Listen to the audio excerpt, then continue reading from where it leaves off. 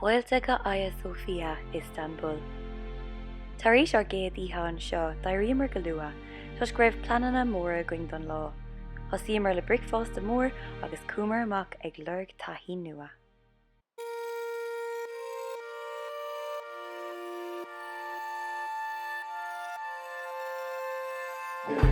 Tommy den seo san Istanbul agus tá a bricfast is an áras agus tá a cuairt a gcuig an seo. Tá arán frica, tá a lóga, tá an cuairt, an the cuairt cáis, arán eile, scilóga. Neadidir cad atá a gceist am seo féach an sé go híomhing, cafe, súp, gach rud Tommy sucr don lá.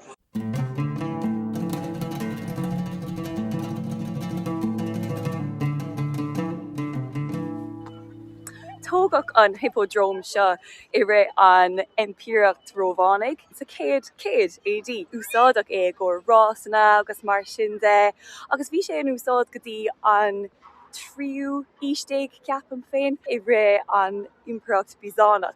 So tá sé an Chéad, an starúil cosúla gach rud eile atá going an seo. Agus inis Tommy ag dul chuig Hagia Sophia chun an múséum eáil.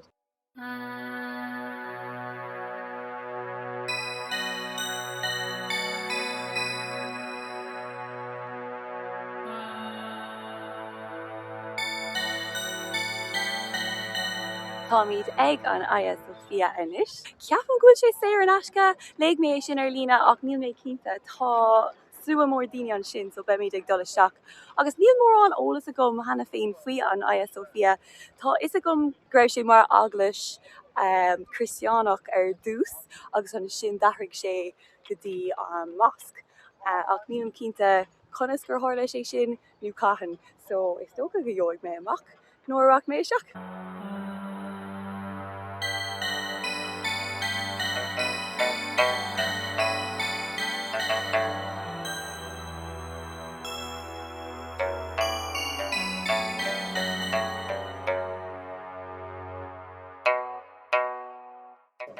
Tommy de stigan inis agus tá sé de creta féic é.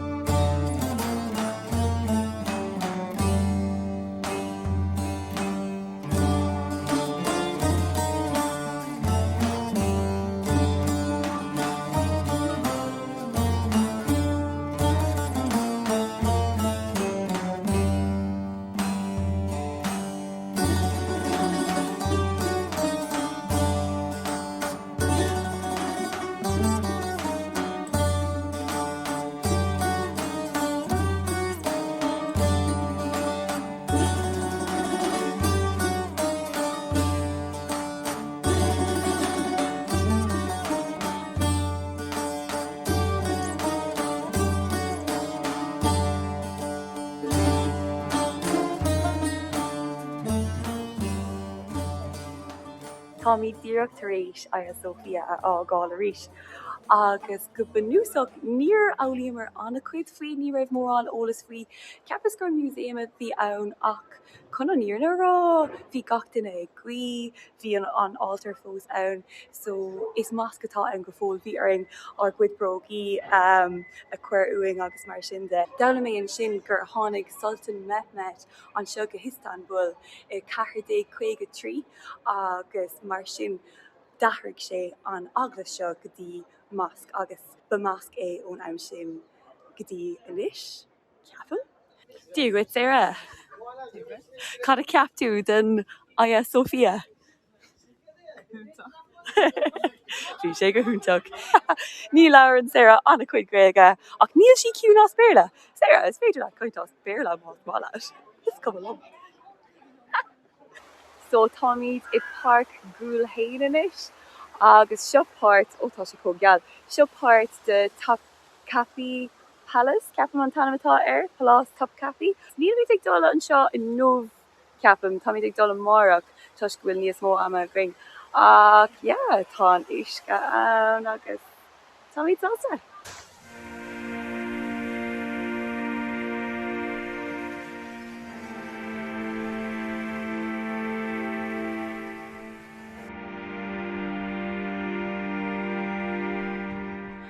ó mí tá mé có mí ach lí tá tar éis an cnoch seo drafa níl sé fiú có ord ach tá as an all is.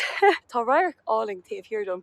Níl tú in ann é eáil go dtíreach ach níos mód an chathair tá ann agus tá míad ag teachta seach go dtí palás top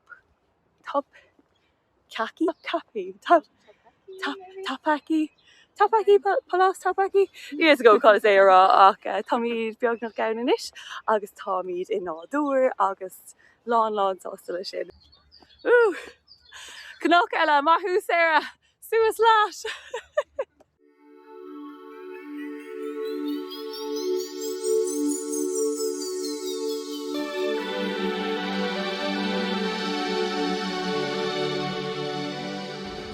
Tá míad tar éis stoppa ag an caifé beag seo, tá sé go híoming agus tá míad ag ithe na rudí seo. Nílas gom cadíad agus caifé Turcach Beltour neadidir an brand ní rud éigeanta sin ar géad caifé Turcach i Turkey. So fécinn sé anna yes. Níacha mé an puta caifé ní rud mar sin ach tású go méid an sean a grééis sin dhéanamh dar nóig tá chun an siúcar a chuir isteach tá go bhfuil sé an láidir ar fad. Níos nó gaim an bhfuil. Rod so dédig mé mascáil mar seo, mascaigh mé. Tá an bolla an láidir an, ok, bhí mé trí las.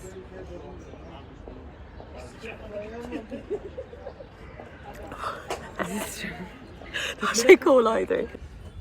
Tá go piscín. Tar éis madan gnótha go caitheamh ag Hagia Sophia agus Páirc Gulhane, thosaíomar ag siúla dro an uisce go Caolas Bosfar agus Túr Galata. An féidir libh sin a clostáil sin an gléic chun arní nó an gléic chun grí agus tarlíonn sé sin ceithre uair sa lá chunaéis sin ag lehuairtar éis sé ar madan comá so dúisigh sé sin bid ach nach sé go hálaigh.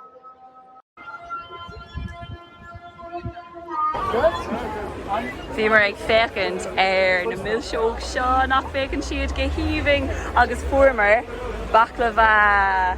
Chunas atá sé Sarah buin trí las. Tá sí có cool ach bhí baklava gom hena féin tá sé go háling ach ní raibh sé gom sa Turk so tá chun trína buint as inis. Ó mí a féicar sin tá siad ag déanamh na donuts.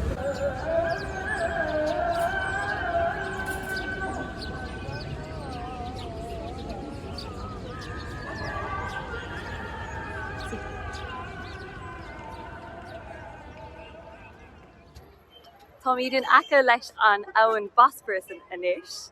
Ní an áid atá ann ach sin fós an taobh Eorpach. Tá míad ag dul ann inis, tá míad ag dul thar an droichead sin droichead Galata agus tá míad ag dul chuig túr tá túr an seo sin Túr Galata. Tá anna chuid príomh sráidna timpeall na hádáin sin comá. Tá an áit seo có gnóthach an damhnach atá ann agus tá gach duine amach.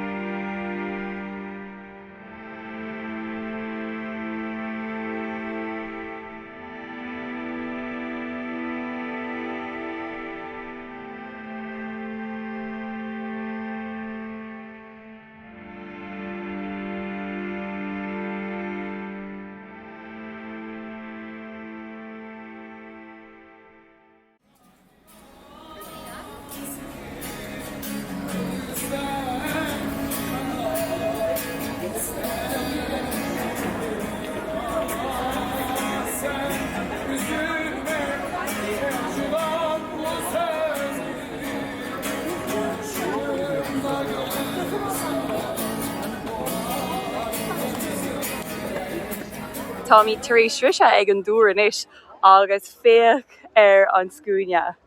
Ní raibh sé ar inting a going dul isteach ar aon nós an tuis go bhfuil na raircin a níos fearr an áisina eile ach féagar tá sé do creta.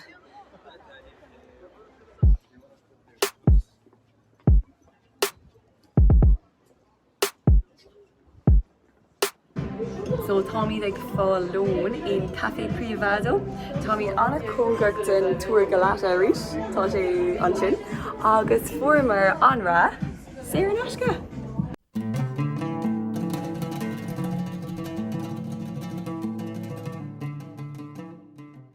Tommy ag dul go dtí mór ride nua. Tommy ag dul go dtí an áis. Tommy ag tógáil báid. Bhí sé sin 60 cent. Agus tógad sé 10 méid agus Tommy ag dul go dtí an taobh eile de Istanbul inis.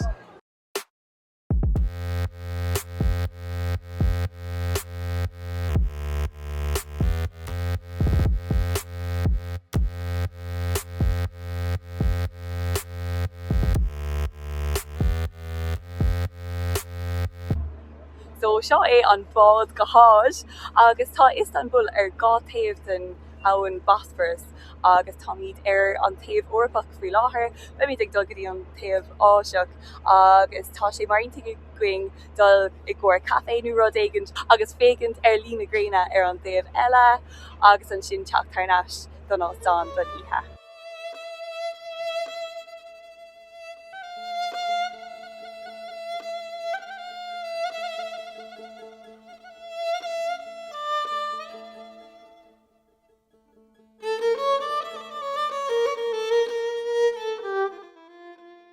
Oz. Europe. Oz. Europe. Tá sé cosú leis na Simpsons nachhfuil. Australia, America, Australia, America.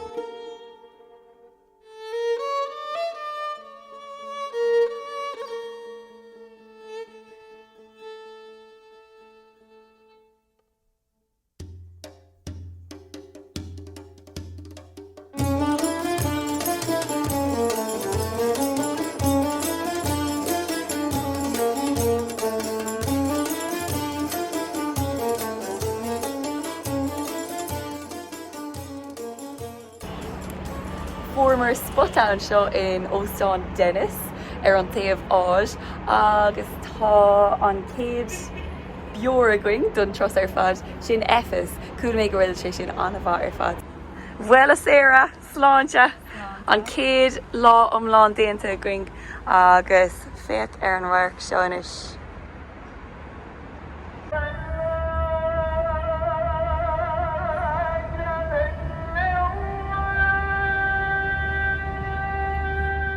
Fuair an bád th nasca uair ba ríis chun colama aáil, hí lá na going a ríis amórach ri bhór dros go Cappadocia.